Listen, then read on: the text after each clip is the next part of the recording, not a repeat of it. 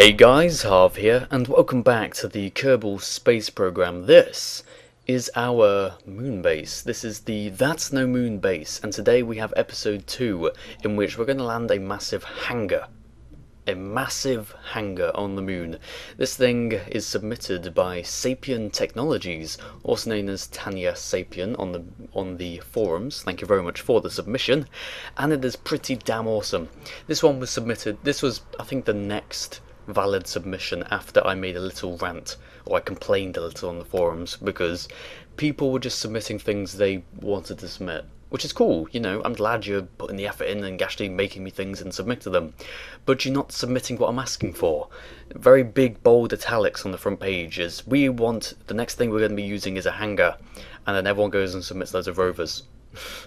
Yeah, it confused me why that happened, and as a result, I didn't record this episode as soon as I should have done. Because I was struggling to find any entries that I really liked, to be frank, and then this comes along, and the submission for this was beautiful. It was so good. It's got bold in the important parts, it's all formatted really nicely, it's got bigger text, it's got all different things, and the grammar is perfect, and the spelling is fine. It's absolutely brilliant. So thank you, Tanya Sapien, for submitting your Draktek, I don't know which pronunciation that is, Draktek or Draktek Hangar 2.0. The 2.0 being version 2 because it was redesigned after Dog in Need. Credits needs to go to Dog in Need for inspiration, apparently. Changed the what was it, the outside docking ports look differently now or something. But at any rate, this thing is weighing in at 39.23 tons, and it's got 109 parts to it, so it's pretty damn big. Of course, I've lowered the part count a little because now this is the stage where I'm rebuilding my launch stage, and I've taken out the center stack kind of strut thing that came with it, and instead we've got this this lovely nuclear engine bit that's actually inside the hangar, you know, conserving space so it doesn't have to be too big. People were telling me, they were recommending the sub-assembly mod. And it's like, oh, it's fine, you know, it's not mods, it's not new parts or anything. You should use it because then you won't have to rebuild your launch stage each time. And that will save you much more time than having to rebuild it underneath each command pod. And that's true, it would save a fair amount of time. But the reason I want all these utilities to be compatible with this launch design is just that. It's just the design that needs to be compatible. I don't actually mind rebuilding it, and in fact, it helps me to rebuild it because, as demonstrated here, I can change things around a little. I can put the nuclear stage a bit further up because it will fit, you know? So, despite the fact that, oh, I want to use exactly the same launch of every module, it's mainly just the design that I want to keep the same. I want to be able to know that this thing will be able to take our craft to the moon and land it on it. And I do know that. This launch stage we're building, give or take a few fuel units, because I am actually adding on those outside, those laterally mounted individual half tanks there. But this can land a 40 mass unit module on the moon. So there we go. That's it, built. This is at roughly 2 times speed. I mean, I'm using Sony Vegas now to edit my videos, so it's not a simple right-click, clip speed 200% deal. It's actually you drag the timeline to what length you want it to be. And as a result, I'm not obviously going to bother making it exactly half the width. I'm just going to put it where I want it. So this is probably 1.9529% speed or something. No, not percent, you know, 1 point, whatever, that much. Let's launch this. Man, it's a big, fat, stocky craft, isn't it? Really is. So we've time warped, and as you saw, we got the moon into the correct position, and now it's our task, as we drop the first bear, it's our task to go land the first, or go land the first utility, really. I mean, the beacon in our first episode was pretty much just like a symbol, kind, you know, it's a bit of a, it's a communications tower, man. That's what it's called as we begin our gravity turn at 10 kilometers. Now we've got a problem. We have got a problem with this particular flight. If you look at the nav ball right now, it says we're pointing towards the ground. That can't be the case, surely. Take a look at it. It can't be pointing towards the ground. What's going on here? Yeah, turns out, and I've actually dealt with this before, which is why I didn't change it immediately, and I probably should have done. It turns out the probe is upside down. Yeah, the probe was mounted upside down. I don't know why that was, but it was. So as a result, when I want to burn in any particular direction, I have to point retrograde to that vector, which screws us over, frankly.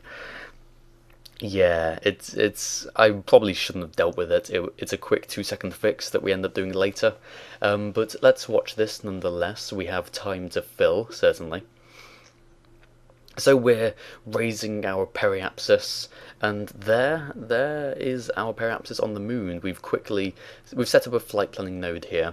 Don't usually bother to do that, but I don't think I can see the moon over the horizon at this point in time, so I'm just thinking to myself, yeah, I probably should do flight planning, just to make sure we get the encounter. I'm not going to make it a habit. I'm not going to make it a habit. I'm not going to... I refuse to continue using this for the menial maneuvers. Like, seriously, transferring to the moon, it's really, really easy. For any player who's been playing the game before flight planning, you won't need to use flight planning for this, so don't shout at me about it. Detaching that stage, we're going to leave it to orbit by itself for a very long time until I bother to actually clean up all the debris. Because there will be debris, I'm not really bothering to smash it all into the ground. I actually got a bit annoyed with myself there, because there was still fuel... No, we did burn it out. But I could have just pushed it a little bit further and crashed it into the moon, but no. Just leave it to circle endlessly. Wasting a military defence budget by telling them to go fly up into the high atmosphere and shoot these things down. We set up another manoeuvre node because, hey, I'm feeling like it, and get ourselves into this orbit. So, we point towards the blue reticule. That's what we're doing. We're coming in, we're pointing towards our manoeuvre node, we've got the little thing all planned out, and we burn towards the reticule. And the trajectory starts expanding away from the moon. Hang on, what's going on? Oh, we have to point at retrograde to the position we want to point in. Yeah. To be honest, this isn't actually what screws us over. What screws us over is far more interesting than this, let me tell you. In fact, why don't you watch the video and you'll find out at the end? Or not quite the end, actually. Yeah, I mean, we're going to be successful, so if I fail halfway through the video, then I've got time in the rest of the video to be successful. Yes, we're lowering our periapsis down towards the moon, trying to get into that parking orbit, because the landing site is in the dark, so we're going to have to swap over to the ISSS in order to do our time warping. That's what we're using it for. The ISSS is still there, and we're using it as basically a, I don't know, a little buggy to ride on and accelerate time. Okay, not enough talking about that. Let's try and change to it. Oh no, I was having a problem. I had this problem. It was really, really annoying. Now we're changing to it. If you use tab, right, to switch between celestial bodies, you can either double click on them or you can use tab to switch between them. Conversely, to switch back in the opposite rotation, hello ISSS, to switch backwards, you use shift tab. You know, so standard keyboard. Yeah, shift tab, the first letter in that, or the first word in that, shift, which means throttle up. So, whilst I was trying to change back to my ship occasionally, because double clicking on ship seems to have bugged out a little, trying to change back to my ship, and yeah, I was basically accelerating and throttling when I didn't need to. So that happens occasionally. I mean, I doubt you'll really notice it in this sped up playback, but it does happen, and it is annoying. Now, just looking on my Sony Vegas timeline, I've noticed a problem.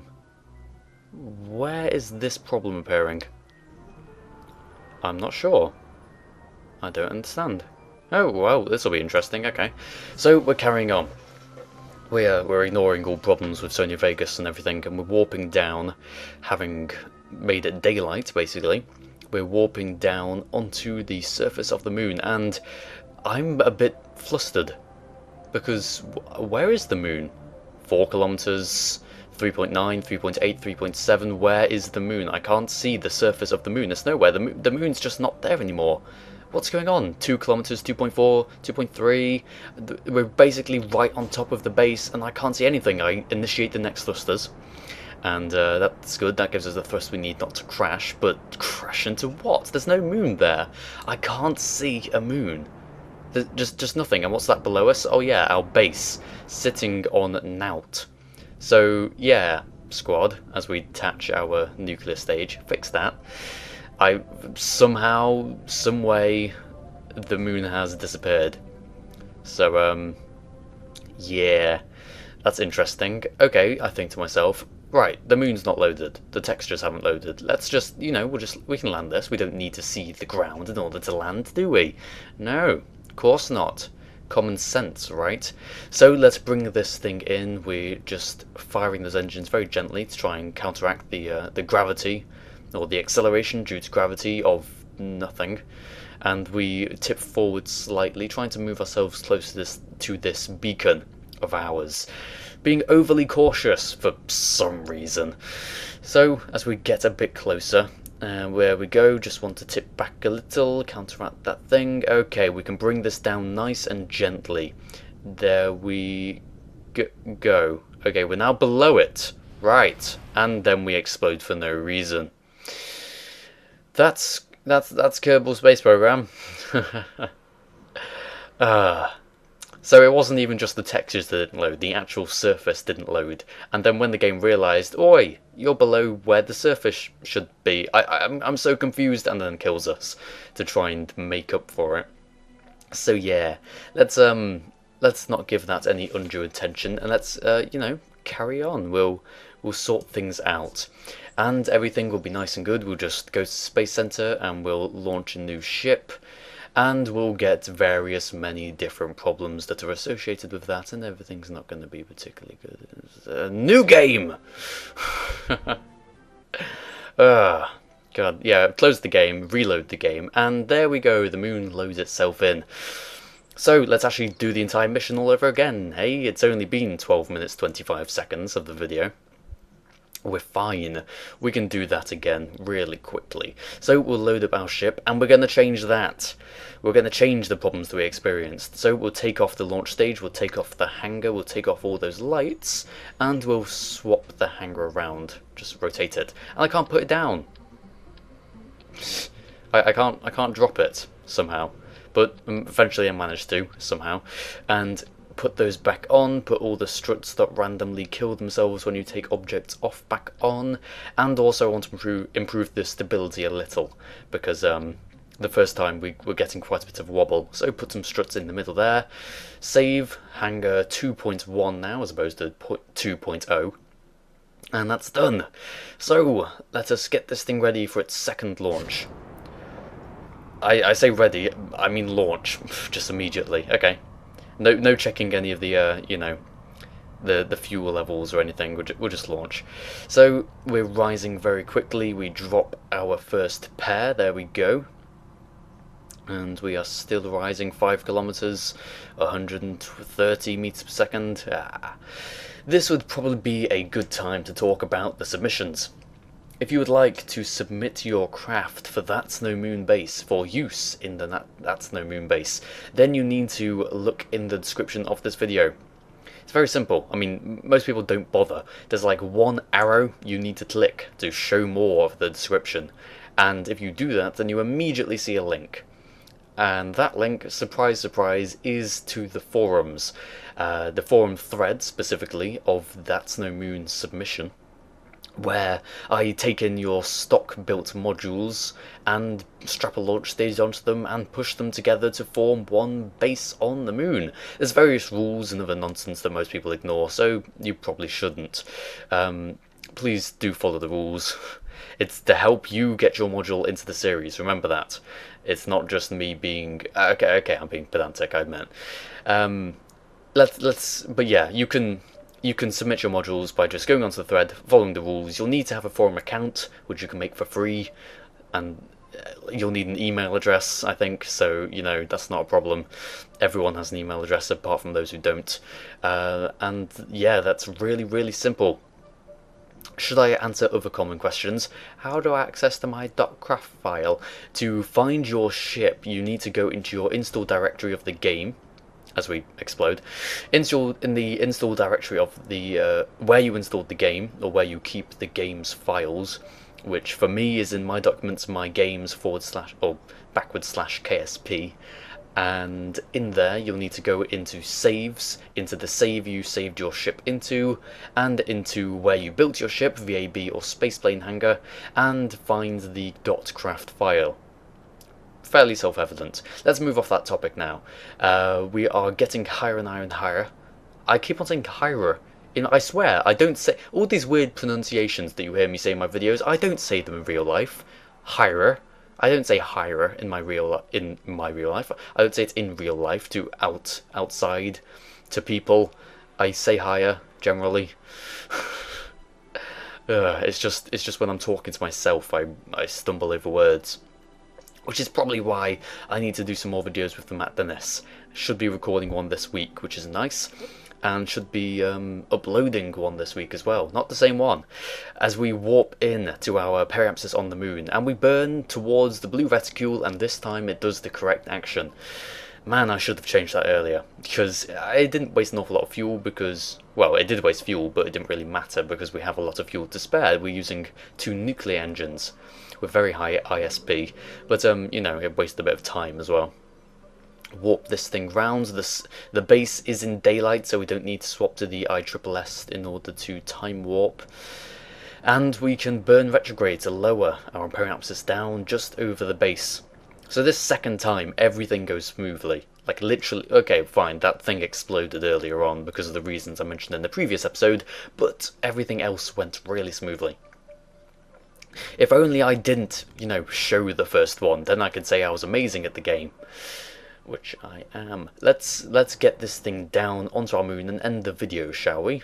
So we're just spinning around randomly. Let's time warp to arrest our motion. And this thing looks pretty damn cool. I haven't really complimented this one much. I've complimented its submission post, but yeah, it actually looks really, really nice. So we can start up all the engines there and get this thing on its trajectory down to a soft landing, hopefully. We don't want to go beneath the surface again and get everything destroyed. So we're bringing it down, bringing it down, bringing it down. I can just make out the Neil Armstrong Memorial, just slightly. And as we continue to descend, we get a short lag spike, and there is the base, which is on this side. Oh god, burn harder. I was expecting it to be on the other side, so I was going a bit gently. Let's detach our nuclear stage, thank you for your service, good friend, and we have half of our fuel left in our tanks. Now the good thing about this hangar is that it has 3 spaces on the inside, so we can, 3 spaces on each side on the inside, so we can have up to 6 rovers parked in here, if they're small enough of course. I don't think they probably will be, but you know, we could get some funky rover designs that allow that. But we can have 3 or 6 parked on the inside, and it's even got two outer docking ports. So if we want to connect utilities to this actual hangar, maybe other hangars, if we don't have enough room, we can just connect them side by side. And of course that way we can get everything looking pretty damn organised and mounted together. So yeah, I think this was probably the best hangar that was submitted. I was going to go for a different one until the centre of mass would happen to be really off centre. No, not centre of mass. Yeah, the centre of thrust was out of line with the centre of mass at the end of the day. That's the problem here. And as we bring this down for a landing, now you may think, oh, wow, you're a bit far away from the beacon there, and I agree, let's get a bit closer. But yeah, you may think we're exceptionally far away, even at the position we're going to land in now. But the reason for that is that this base is going to be big. I want this base to be big. I want this base to be really big. So I'm not going to just park it close and have no room to add in central utilities. The hangars are kind of the outside utilities anyway. They're not innermost mining operations or anything, or, you know, habitation centres. It's just a hangar, and we're going to store rovers in it in a future episode. Thank you very much for watching this episode of That's No Moon Base. Episode 2. If you go on the forum thread, and there you'll see the construction brief, which tells us what module or what utility I want submitting next. If you don't post the one that I want submitting, then it's not going to be used. Unless later on I decide to use it, but I'm not going to promote that kind of thinking. You need to promote the utility that I ask for, because that is the best way to increase your chance of being chosen and getting on the show. Thank you very much for watching this video. If you liked the video, then please do like the video. Thanks again for watching, and I shall see you all next time.